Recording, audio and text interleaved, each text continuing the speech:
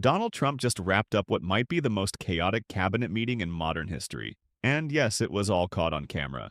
From fake math about medicine prices to his health secretary ranting about circumcision, this was pure political absurdity. Trump starts bragging about cutting Democrat programs, literally saying out loud that he's targeting people who didn't vote for him. Not yet, because it's early, but it gets a little bit worse as it goes along. And we'll be making cuts that will be permanent. And we're only going to cut Democrat programs. I hate to tell you. I guess that makes sense. But we're only cutting Democrat programs. But we're going to start that. And we have Russell, we can talk to you about it if he wants to, but we'll be cutting some very popular Democrat programs that aren't popular with Republicans, frankly, because that's the way it works. They wanted to do this. So we'll give them a little taste of their own medicine. So, not policy. Not budgeting, just straight-up political revenge. Imagine a president admitting that his budget is based on who likes him. This is government by spite. Then, as if that wasn't enough, he starts making up random numbers about medicine prices. Apparently, he's going to lower costs by 500%. Healthcare, we're the ones that are saving healthcare. In fact, one of the things we're doing is we're going to be reducing the cost of medicines by 100%, 200, 300, 500%. And even more than that. Yeah, and next week he'll reduce gravity by 800%. These are made-up numbers from a man who treats economics like a game show scoreboard. Then Trump says with a straight face that Republicans are the party of healthcare. Government at the same funding levels. We're not going to do anything only good for healthcare. We're really, I think, become the party of good healthcare. And they keep using healthcare as a cudgel. Want to try and get everyone thinking about healthcare. We're the ones that are saving healthcare. Really? Where's the plan? Because last I checked, it's still coming in 2 weeks. The same 2 weeks he's been promising since 2017. And then it gets worse. RFK Jr., who somehow is now in Trump's cabinet, starts talking about circumcision and Tylenol causing autism. I wish I were joking. There's many other confirmation studies. There's 2 studies that show children who are circumcised early have double the rate of autism. And it's highly likely because they're given Tylenol. So, none of this is positive. This is what happens when you replace science advisors with conspiracy theorists. It's like a Facebook comment section became a government agency. Then J.D. Vance jumps in and blames Democrats for food assistance programs being cut, even though it's Trump's shutdown causing it. You might think that it is. It's causing real consequences for the American people.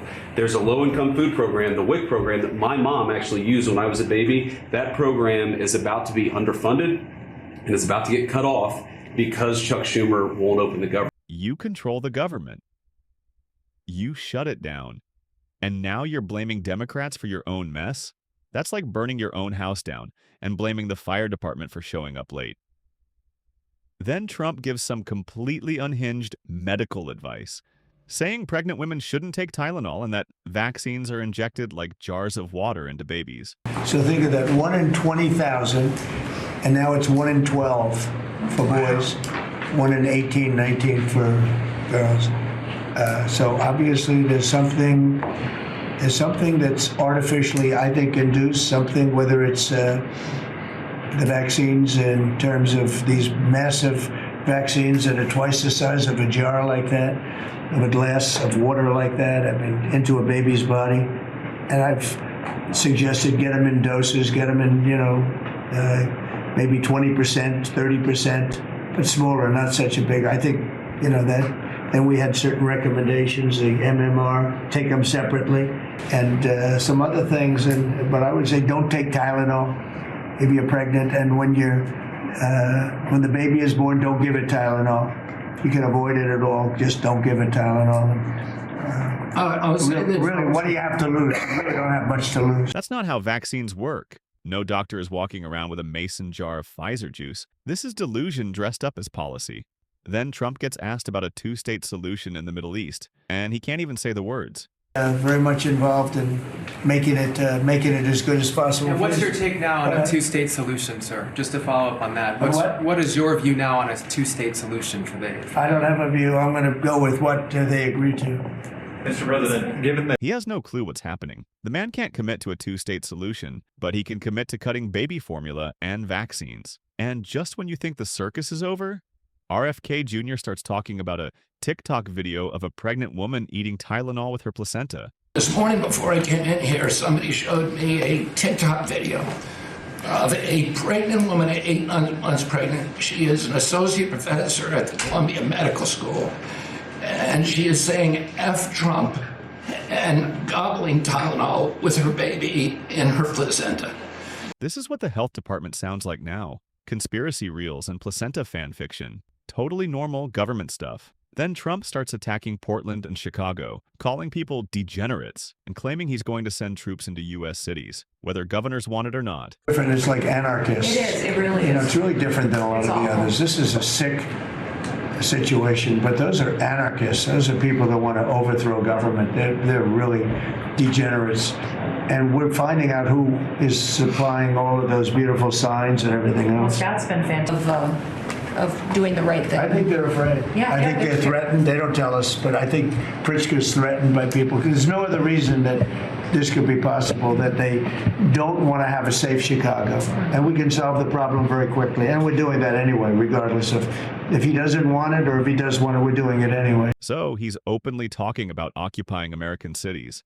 Authoritarianism isn't creeping in. It's walking right through the front door. Then he goes after Gavin Newsom, J.B. Pritzker, and AOC, because of course it always ends in a rant about Democrats. It's a primer, but literally when you see it colored in, the entire country is red representing Republicans. So, they go around, they just lie.